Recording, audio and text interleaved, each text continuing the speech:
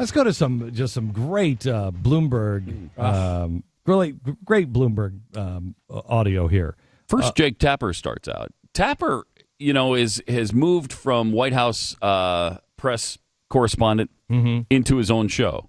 And it's actually pretty good. He's still doing a pretty good job. And yeah, I've watched it a few times. I like it. I like him. And I do too. I like you him don't a agree lot. with everything he says necessarily. No, but you shouldn't with a journalist like that. And a real journalist is going to piss you off about half the time. Yeah, exactly right. And he's good at doing that. It's he's a new show on CNN. We should say it. And I mean, it's worth watching. It's worth checking out. All right. So here's Jake Tapper on Michael Bloomberg. At a no cameras allowed Democratic fundraiser in San Francisco, President Obama misstated the kind of weapon used in the Sandy Hook shooting. Advocating for stricter gun control, the president said, quote, "It is possible for us to create common sense gun safety measures that respect the traditions of gun ownership in this country and hunters and sportsmen, but also make sure that we don't have another 20 children in a classroom gunned down by a semi-automatic weapon, by a fully automatic weapon in that case, sadly." That is not correct. It was a semi-automatic weapon, not a fully automatic weapon. Most fully automatic weapons, machine guns, are essentially banned to the public. When asked for an explanation, the White House said the president misspoke. This is not the first time a leading advocate for gun control has stumbled on the facts. Here's New York City Mayor Mike Bloomberg on ABC's Nightline just after the Sandy Hook tragedy. But that would ban most pistols. That would ban most... No, but pistols are different. You have to pull the trigger each time. An assault weapon, you basically hold it, goes... No, those are fully automatic weapons. Okay. Okay. Oh. Yeah, you caught me. I know absolutely nothing about what I'm talking about. He and the president have no idea what they're talking about. No, because they're not gun people. They don't know. Right. They are not gun people. That is a fully automatic weapon where you pull back and it. And by the way, you can go through a lot of bullets really fast, and they're very, very dangerous if you want to. You have a fully automatic weapon. You can't get fully automatic weapons. You have to have a special license to have or shoot a fully automatic weapon. They've been essentially banned since the 80s. Yes, you can't get them. Semi-automatic, you have to shoot and pull the trigger every single time. That's why it's called semi-automatic. Right. You know the difference is you only pull the trigger back farther with a double action shot. They're called, like a revolver is double action. It pulls the hammer back as you pull it halfway, and you keep pulling the trigger, and it lets the hammer go. That's double action. Pull it back, lets it go. A semi-automatic only automatically pulls the hammer back. So you're still pulling the trigger, just not as far. That's the only difference. And with the AR-15s they hate so much, you have to keep pulling the trigger. Pulling the trigger. It's not automatic. Here's what I did on my vacation. Do you have the photos or the video? You put it up on the big monitor wall on the other screen so you can see it. Now this is Rafe, and Rafe and I at the shooting range. Is that a Tommy gun? What is that? No, that one's not a Tommy gun. Look at this thing. This is it's like a Tommy gun. What is that thing? It's like a Tommy gun. This was made in 1978. It's a .22. Now, you watch when he starts firing. I'll tell you when he starts firing. He started firing now. Start firing and watch until he stops firing. He stops firing now.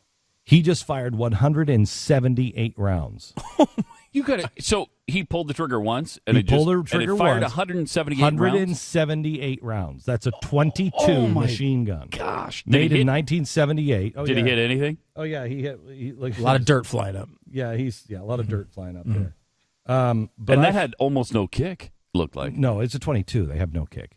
But I had to hold it up because it's a heavy gun because of the ammunition. Yeah, bet. With 178 rounds in it, that would be really heavy. Now, I fired, there's another video someplace, I fired an actual Tommy gun made in Connecticut from the 1930s, and it's the gangster movie with the big round barrel underneath. And I had to load it, and it I think it was 51 or 50 Just 58 rounds. To give people reference, it's the gun that Jim Carrey was firing in the Mask. Right. Just, leading gun control advocate Jim Carrey was firing. That had no effect on any children. No, none. Not a children-aimed movie. Right. Had no effect. So I fired that thing. That one, what's amazing about that is that gun was sold originally during World War II to Russia. Russia couldn't figure out how to make them work, and so they put them in like a gun vault, and there they sat until 1999. They opened them up; they were brand new Tommy guns, never been fired before. To ship them back to the United States, you could go over and buy them, but to ship them back, you had to cut the block up in 4 pieces. Now the guy who owns them is a gunsmith. He's got the license where he can make his own guns, so he just made a new block for it, and he let me fire that thing. Horribly inaccurate, just an awful gun. But that's I think it was 55 or 38 rounds in that one. But the point on this is Tommy gun, that's a gangster gun, bad gun, right? This one is a 22. Really, only kids are firing this 22. In the 1970s, a kid could go in and buy a gun. You can go in and buy a handgun if you wanted to buy a handgun. You buy that in 1978. You buy that just go into a store and buy it. We didn't seem to have all those problems with machine guns, did we? We didn't seem to have a problem with all those guns, did we? We didn't seem to have a problem with kids going into stores and legally purchasing guns. There's something else that we're not looking at. Something else that is leading to this isn't guns.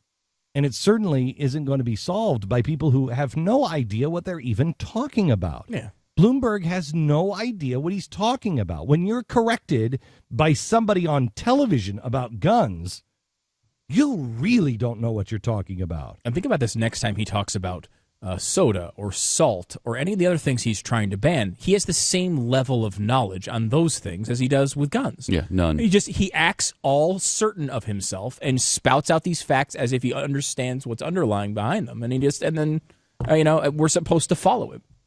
I mean, it's pretty amazing. Can you please play the do you have it isolated of just him saying that? Oh, you know what? We should play. Are you still in that same file where you were, Pat? Because the end of the Tapper thing is worth playing if we happen to have it. Yeah, maybe we should just play that. The whole thing more time. No cameras allowed Democratic fundraiser in San Francisco. President Obama misstated the kind of weapon used in the Sandy Hook shooting. Advocating for stricter gun control, the president said, quote, "It is possible for us to create common sense gun safety measures that respect the traditions of gun ownership in this country and hunters and sportsmen, but also make sure that we don't have another 20 children in a classroom gunned down by a semi-automatic weapon, by a fully automatic weapon in that case, sadly." That is not correct. It was a semi-automatic weapon, not a fully automatic weapon. Most fully automatic weapons, machine guns, are essentially banned to the public. When asked for an explanation, the White House said the president misspoke. This is not the first time a leading advocate for gun control has stumbled on the facts. Here's New York City Mayor Mike Bloomberg on ABC's Nightline just after the Sandy Hook tragedy. But that would ban most pistols. That would ban most... No, but pistols are different. You have to pull the trigger each time. An assault weapon, you basically hold it, goes... Oh, my gosh. No, those are fully automatic weapons. Okay. Oh, okay. The gun debate is worth having. We will have that conversation on the show. We have had it. We will continue to.